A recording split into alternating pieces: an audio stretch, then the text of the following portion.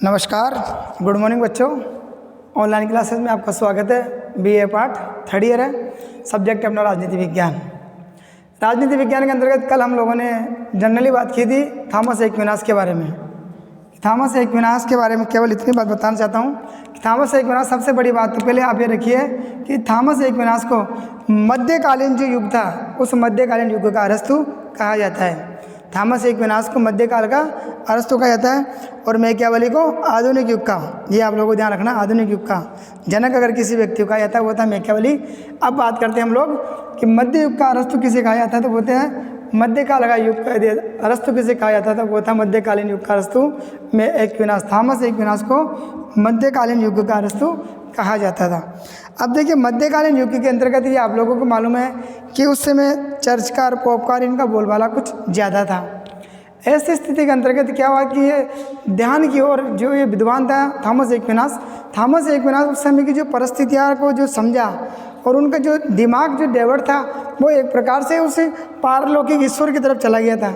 अर्थात उन्होंने अपने ध्यान को उस ईश्वर की तरफ से खींचा और उन्होंने कहा कि मुझे परम ज्ञान की प्राप्ति करनी और मुझे इस संसार में जो मुझे सब दिखाई दे रहा है इनसे मुझे कुछ हासिल होने वाला नहीं है। उन्होंने कहा कि पारलौकिक यदि सुख को आप प्राप्त करना चाहते हो तो आप लोगों को ईश्वर की शरण में आप लोगों को जाना होगा। इसलिए इस महान विद्वान को मध्यकालीन युग का अरस्तु कहा जाता है।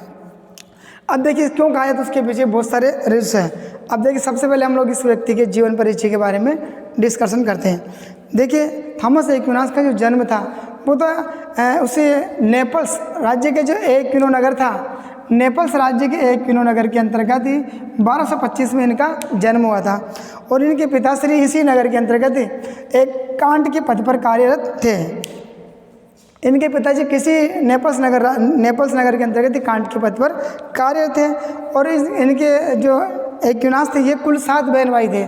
7 बहन भाई में सबसे छोटा यदि कोई था तो वो था थॉमस एक्विनास। अर्थात 7 बहन भाइयों का इनका ये परिवार था जिनमें सबसे छोटा था एक्विनास। सभी 7 बहन भाइयों में सबसे छोटा था। अब इनके पिताजी की इनकी जो प्रतिभा को जो देखकर इनके पिताजी का भी दिमाग एक जगह चला कि मेरा बेटा एक दिन उच्च प्रशासनिक अधिकारी के पद पर बैठना चाहिए। ये एक पिता की लालसा होती है और इंटेलिजेंस में इतने ज़बरदस्त थे। एक्विनास बहुत सुपर इंटेलिजेंट थे, लेकिन समय और परिस्थिति के अंतर्गत हुआ ऐसा कि देखते देखते जो एक्विनास था वो एक डोमिनिकल संप्रदाय चलता था। नेपल्स राज्य के अंतर्गत एक डोमिनिकल संप्रदाय था जो धर्म का प्रचार प्रसार करने का कार्य करता था। धर्म का प्रचार प्रसार करने का कार्य डोमिनिकल एक संप्रदाय था, इसके द्वारा किया जाता था और एक्विनास इस संप्रदाय के संपर्क में आ गया। जब एक्विनास इस डोमिनिकल संप्रदाय के संपर्क में आ गया तो घर वालों को बड़ी टेंशन हो गई कि ये मेरा बेटा किस एरिया की तरह मतलब एक बार डेवलप हो गया। मैं तो इसको एक प्रशासनिक अधिकारी बनाना चाहता था और ये पता नहीं कौन सी साइड में चला गया। तब इनके पिता ने उनके परिवार वालों ने एक षड्यंत्र रचा इनके विरुद्ध में और इनको उठाकर एक प्रकार से कमरे के अंतर्गत बंद कर दिया गया और उन्हें कई प्रकार के प्रलोभन दिए गए। प्रलोभन रूप में इनका विवाह करने का कार्य किया गया और विवाह के संदर्भ में इनके सामने एक सुंदर कन्या को भेजा गया। जब इनके रूप में सुंदर कन्या को भेजा गया तो इनके सामने सर्दी का उस समय दौर था, जो जली हुई लकड़ियाँ थी इनके सामने। तो जैसे वो लड़की इनके सामने नज़दीक आती थी उन्होंने जलती हुई लकड़ी को उस महिला की तरफ फेंक दिया, जिससे कुछ हद तक वो जल भी गई थी और वो वहाँ से चली गई। अर्थात कहने का मतलब है कि मैकियावेली को एक सुंदर कन्या भी आकर्षित नहीं कर सकी और उन्होंने मना कर दिया मुझे शादी वादी नहीं कर। जब उनको एक कमरे में बंद कर दिया गया तो जैसे इनको एक मौका मिलते सीधे ये वहाँ से निकले और ये पेरिस चले गए। पेरिस जाकर उन्होंने अल्बर्ट महान थे उनके चरणों में रहकर गहन अध्ययन किया। गहन अध्ययन करने के बाद उनको जो पेरिस विश्वविद्यालय था, पेरिस विश्वविद्यालय के अंतर्गत ही इन महान विद्वान को शिक्षक का कार्य प्राप्त हो गया और 1256 के अंतर्गत इन्हें धर्म के आचार्य की उपाधि से सम्मानित भी कर दिया गया।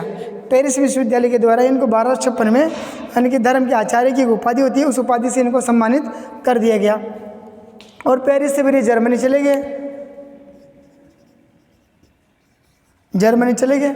लेकिन इनके जीवन काल के अंतर्गत जो इनका जीवन का जो अंतिम समय था वो वहीं पर विराजमान रहा और ऐसे इस महान विद्वान की जो मात्र 49 वर्ष की अल्प आयु के अंतर्गत यानी 1275 के अंतर्गत इनकी 49 वर्ष की जब आई थी तब इनकी मृत्यु हो जाती है।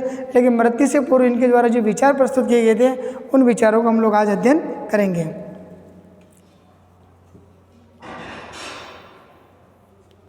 देखिए, एक्विनास के द्वारा कुछ पुस्तकों की रचना की गई थी। अब वो कौन कौन सी पुस्तकें उनके बारे में डिस्कशन हम लोग करते हैं। देखिए, एक्विनास के द्वारा एक सुम्मा थियोलॉजिका नामक एक पुस्तक की रचना इनके द्वारा की गई थी। इनकी प्रथम पुस्तक थी। दूसरी थी इनकी अरस्तु की राजनीति पर व्याख्या।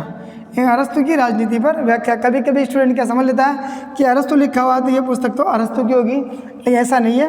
अरस्तु की राजनीति पर व्याख्या, क्योंकि उनके विचारों से कई हद तक ये प्रभावित थे, इसलिए उन्होंने अरस्तु की राजनीति पर व्याख्या नामक एक पुस्तक की रचना की। फिर कहता है, नेक्स्ट वाला कहता है कि राजाओं का शासन, द रूल ऑफ प्रिंसेस, ये पुस्तक भी इनके द्वारा लिखी गई थी। और लास्ट पुस्तक इनकी थी सुम्मा कंट्रा जेंटाइल नामक पुस्तक भी इनके द्वारा लिखी गई थी। तो ये 4 पुस्तकों के बारे में मैंने आप लोगों को बताया, यानी कि सुम्मा थियोलॉजिका, दूसरी अरस्तु की राजनीति पर व्याख्या, तीसरी राजाओं का शासन, द रूल ऑफ प्रिंसेस, और चौथी थी सुम्मा कंट्रा जेंटाइल। ये पुस्तक भी अरस्तु के थॉमस एक्विनास के द्वारा लिखी गई थी। नेक्स्ट हम लोग बात करते हैं अरस्तु के कुछ विचार होते हैं। देखिए, अरस्तु के जो राज्य संबंधित जो विचार थे, अरस्तु ने कहा था कि राज्य संबंधित विचार, राज्य के जो अस्तित्व में, वो कहता है कि राज्य एक स्वाभाविक और प्राकृतिक संस्था के रूप में मानता है कि राज्य का अस्तित्व, वो कहता है कि उससे एक स्वाभाविक कृत्य के रूप में राज्य का अस्तित्व हो गया। यानी राज्य उन्होंने कहा कि एक स्वाभाविक संस्था है, समय और परिस्थिति के अनुसार अपने आप इसका विकास होता गया और प्राकृतिक गोद में ये राज्य अस्तित्व में आया था।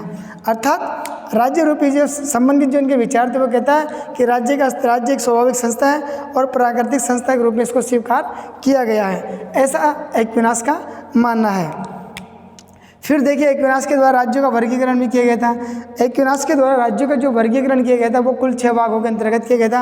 अर्थात राज्य को उन्होंने 6 भागों में बांटने का कार्य, अर्थात 6 प्रकार के राज्य हो सकते हैं। और इनमें से जो निरंकुश तंत्र था उसको उन्होंने कहा था सबसे भ्रष्ट यदि कोई शासन व्यवस्था है तो उन्होंने कहा था वो निरंकुश तंत्र जो कोई सबसे ज़्यादा भ्रष्ट शासन व्यवस्था का नाम दिया गया था। और राजतंत्र को उन्होंने सर्वश्रेष्ठ शासन व्यवस्था का नाम दिया गया था।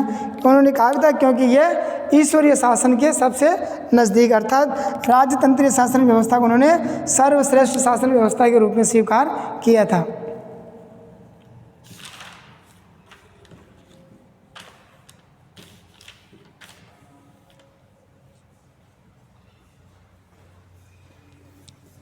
एक बार और देख लीजिए थॉमस एक्विनास के विचारों को।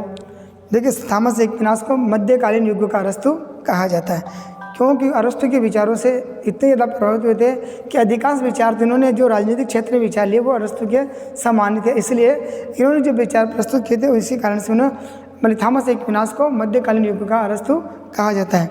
ऐसे ऐसे महान विचारक, एक्विनास का जन्म 1225 में नेपल्स राज्य के एक्विनो नामक नगर में होता है। इनके पिताजी इसी नगर में कांट के पद पर कार्यरत थे और ये कुल 7 बहन भाइयों का इनका एक परिवार था। और इन 7 बहन भाइयों में सबसे इंटेलिजेंट यदि कोई था तो वो था थॉमस एक्विनास। थॉमस एक्विनास की प्रतिभा से प्रभावित इनके पिताजी भी थे। इसलिए इनके पिताजी का ये मानना था कि मैं अपने पुत्र को एक अच्छा प्रशासनिक अधिकारी बनाना चाहता हूँ। लेकिन समय परिस्थितियाँ ऐसी बनती गई कि वह अपने बेटे को उच्च प्रशासनिक अधिकारी बनाने में सफल नहीं हो पाए। और जो नेपल्स राज्य के अंतर्गत जो एक डोमिनिकल संप्रदाय था, जो एक प्रकार धर्म से संबंधित प्रचार प्रसार करने का कार्य करता था, इस संप्रदाय के संपर्क में है और इस संप्रदाय के वो सदस्य बन गए। जब उनके घर वालों को ये पता चला कि हमारा पुत्र डोमिनिकल संप्रदाय का सदस्य बन चुका, तो उन्होंने अपने बेटे एक्विनास को उनके पिताजी के द्वारा डांटा फटकारा गया। और जब उनके द्वारा उनकी बात को नहीं माना गया तो उन्होंने एक कमरे में अंतर एक्विनास को बंद कर दिया गया। एक्विनास को एक रूम के अंतर्गत बंद कर दिया गया और उन्हें कई प्रकार से समझाने का प्रयास भी किए गए। लेकिन जब सभी प्रयास फेल हो गए समझाने के, लास्ट में एक प्रयास किया गया कि सुंदर कन्या को उनके पास भेजा गया, जिससे कि सुंदर कन्या से थॉमस एक्विनास का विवाह करा दिया जाएगा और इसको विवाह के बंधन में बांधकर इसे डोमिनिकल संप्रदाय से एक प्रकार से अलग करने का प्रयास किया गया था। लेकिन जब वह सुंदर कन्या उनके रूम में गई तो जलती हुई लकड़ी एक्विनास से उस कन्या की तरफ फेंक दी, जिससे वो कन्या आक्रोश में आकर वहाँ से चली गई। और जब रूम में बंद कर दिया गया तो मौका पाते हुए वहाँ से पेरिस चला गया। और पेरिस जाकर एक प्रकार से वहाँ पे जो अल्बर्ट महान संत थे उनके चरणों में रहकर उन्होंने ज्ञान प्राप्त किया। और वहीं पर जो पेरिस विश्वविद्यालय था उसी विश्वविद्यालय के अंतर्गत इन्हें एक शिक्षक का कार्य प्राप्त हो गया था।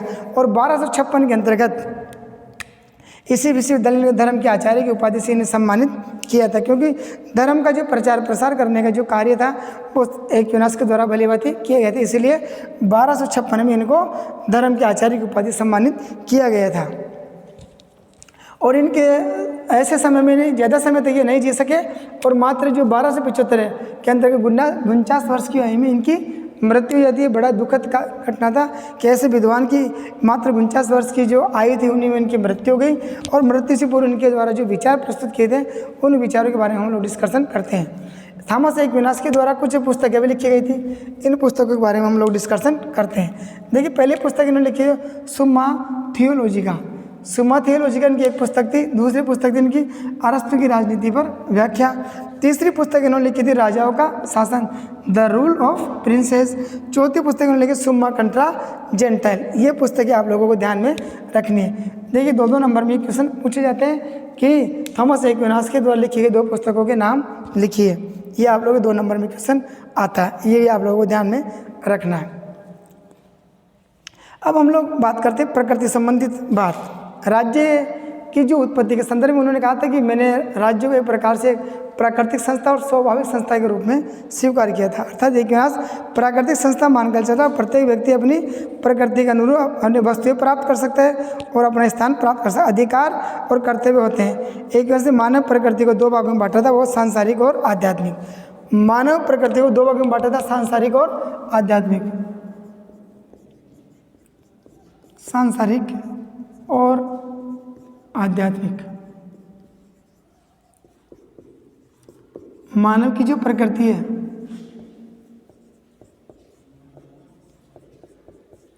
मानव की प्रकृति को 2 भागों में, सांसारिक और आध्यात्मिक।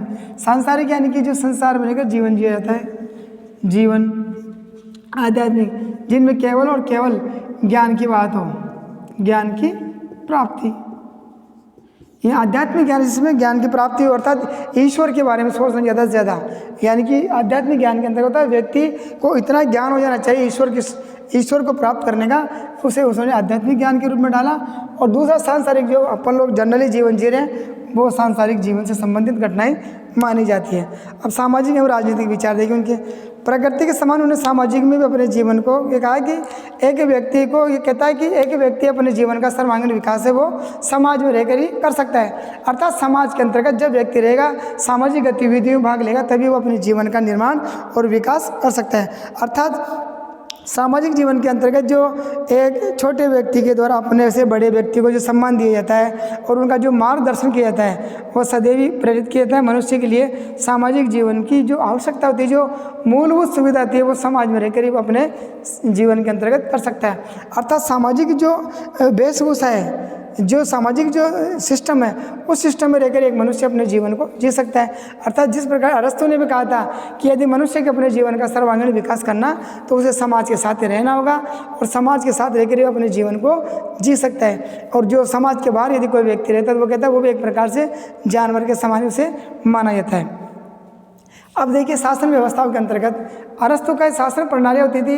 उन शासन प्रणालियों में उन्होंने राजतंत्र शासन व्यवस्था को सर्वश्रेष्ठ शासन व्यवस्था माना था, क्योंकि ये कहता है कि राज्य में निवास करने वाली प्रजाओं में से किसी एक व्यक्ति को राजा नियुक्त किया जाएगा। अर्थात राजा के द्वारा प्रजा से संबंधित जो कार्य, वो संपूर्ण कार्य करने का कार्य उसके द्वारा किया जाएगा, ऐसा इसका मानना था। ये आप लोगों को ध्यान में रखना है।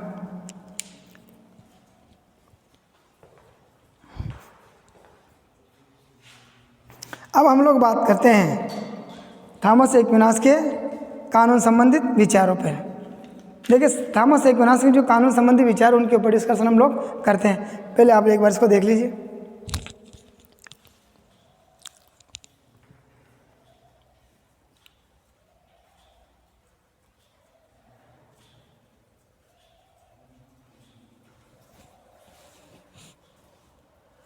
अब देखिए, थॉमस एक्विनास कानूनों पर एक्विनास के विचार।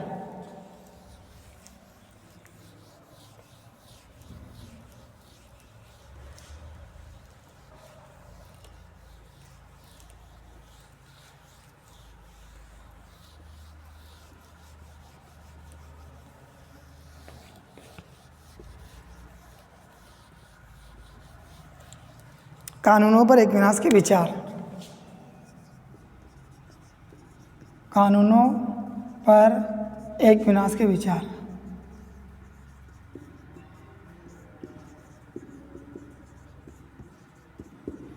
ये आप लोगों को विशेष कर ध्यान रखना है कि इनका सबसे ज़्यादा फोकस रहा था कानूनों के ऊपर रहा था। कानूनों के संबंध में एक विनाश ने अपने कानून संबंधी विचारों में इस प्रकार से निर्णय लिया गया कि समाज के कल्याण के लिए सभी लोगों के हितों के लिए यदि एक राजा के द्वारा जो आदेश दिया गया है उस आदेश की पालना करना आवश्यक होता है। अर्थात कानून संबंधित प्रक्रिया के अंतर्गत एक विनाश का ये मानना है कि राजा के द्वारा दिए गए आदेश की पालना राज्य में निवास करने वाली प्रजा के द्वारा सहर्ष स्वीकार करना चाहिए। अर्थात जिन कानूनों का निर्माण राजा के द्वारा किया जाता है उन कानूनों को एक्सेप्ट करना प्रजा का लिए आवश्यक होता है। राजा के द्वारा बनाए गए कानूनों का आदेश की पालना राजा के द्वारा बनाए गए कानूनों की पालना करना प्रजा का कर्तव्य होता है।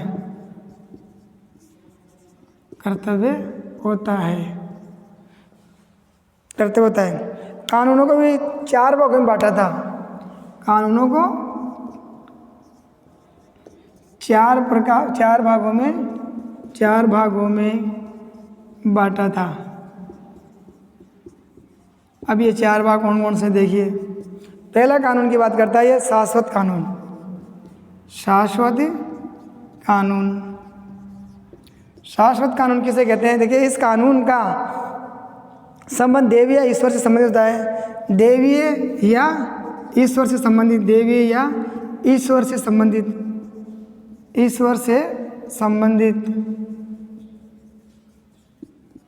ईश्वर संबंधित इनका संबंध होता है।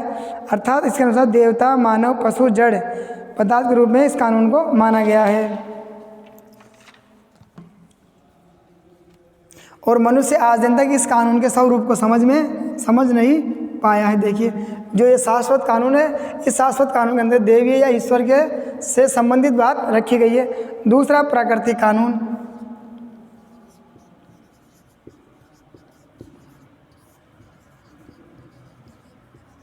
प्राकृतिक कानून के अंतर्गत ये कहा गया है कि इस कानून के अंतर्गत प्रकृति से संबंधित मनुष्य और पशु संपूर्ण विश्व की प्रकृति समाहित है। प्रत्येक प्राणी के द्वारा अच्छाई को प्राप्त करने की इच्छा रखा जाता है।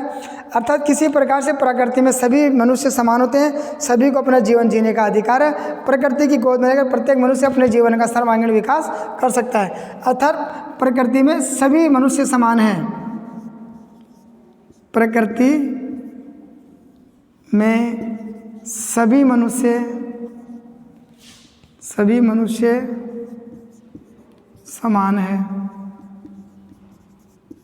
ऐसा प्रकृति गोद में लेकर प्रत्येक मनुष्य अपने जीवन का सर्वांगीण विकास कर सकता है। प्रकृति ने कभी किसी व्यक्ति के साथ किसी प्रकार का भेदभाव नहीं किया। नेक्स्ट देखिए, देवीय कानून। देवीय कानून के अंतर्गत ये कहा गया है कि देवताओं के द्वारा मानव प्रकृति को उपहार के रूप में दिया गया है। मनुष्य अपनी बुद्धि और विवेक से खो देता है। देवीय कानून के द्वारा इस प्रकार के कार्यों को दूर किया जाता है। जिन कानूनों का निर्माण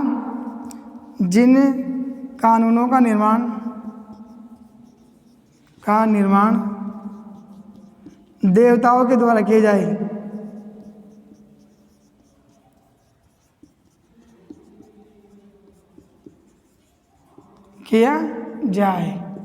अर्थात जब मनुष्य अपनी बुद्धि और विवेक को खो देता है तो ऐसी स्थिति में देवताओं के द्वारा उस मनुष्य के अंतर्गत बुद्धि का विकास किया जाता है। उन कानूनों को देवीय कानूनों का रूप या नाम दिया गया है। और लास्ट वाला है आप लोगों के मानवीय कानून।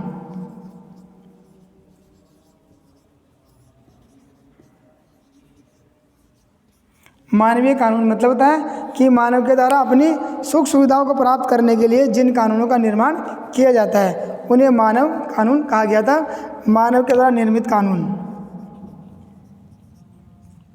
मानव के द्वारा निर्मित कानून अर्थात मनुष्य ने अपने सुख सुविधा के अंतर्गत जिन कानूनों का निर्माण किया है उन्हें मानव के द्वारा निर्मित कानून, ये वर्तमान में प्रचलन में।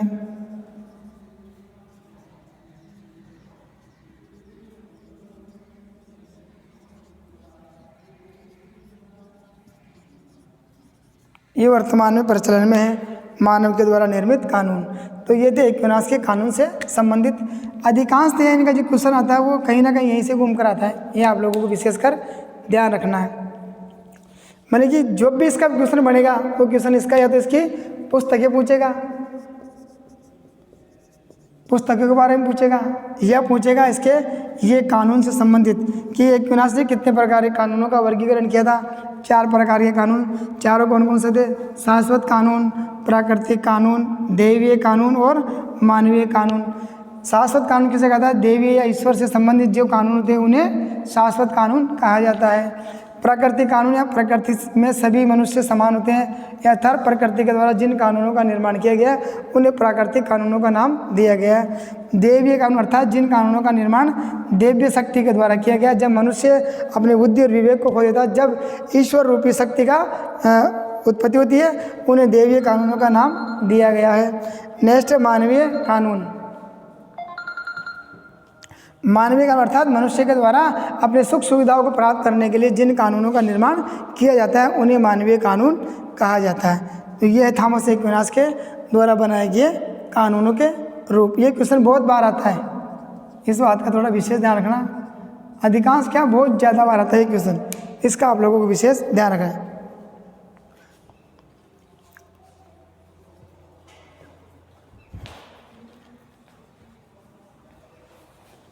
अब नेक्स्ट बात करेंगे हम लोग, एक्विनास को मध्य युग का अरस्तु क्यों कहा जाता है? एक्विनास को मध्य युग का अरस्तु क्यों कहा जाता है? तो इसके बारे में डिस्कशन करेंगे हम लोग कल कि एक्विनास को मध्य युग का अरस्तु क्यों कहा जाता है।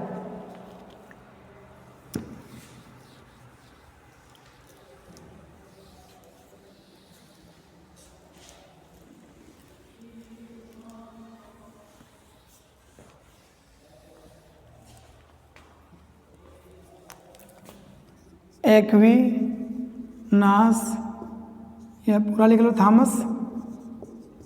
थॉमस एक्विनास को मध्य युग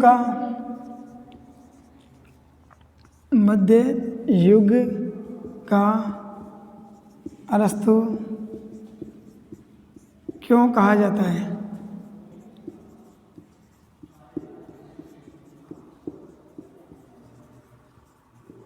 इसके ऊपर डिस्कशन करेंगे हम लोग कल। आज के लिए इतने काफ़ी है। एक्विनास का जीवन परिचय हो गया, एक्विनास के द्वारा जो पुस्तकें लिखी गई थी उनके बारे में बता दी गई है, एक्विनास के राज्य से उत्पत्ति के संबंधित जो वो बता दी गई है, प्रशासनिक व्यवस्था में राजतंत्र शासन व्यवस्था सर्वश्रेष्ठ माना उसके बारे में डिस्कशन हम लोग कर चुके हैं। और एक्विनास के जो कानून संबंधित जो विचार थे, शाश्वत कानून, दैवीय कानून, प्राकृतिक कानून और मानवीय कानून, उन कानूनों के बारे में हम लोगों ने डिस्कशन कर लिया। अब कल हम लोग इसका डिस्कशन करेंगे थॉमस एक्विनास को कि मध्य युग का अरस्तु क्यों कहा जाता है, उसके पीछे कौन से कारण थे, वह कौन से विचार थे एक्विनास के जिसकी वजह से मध्यकाल का अरस्तु कहा जाता है। इसके बारे में डिस्कशन करेंगे हम लोग कल।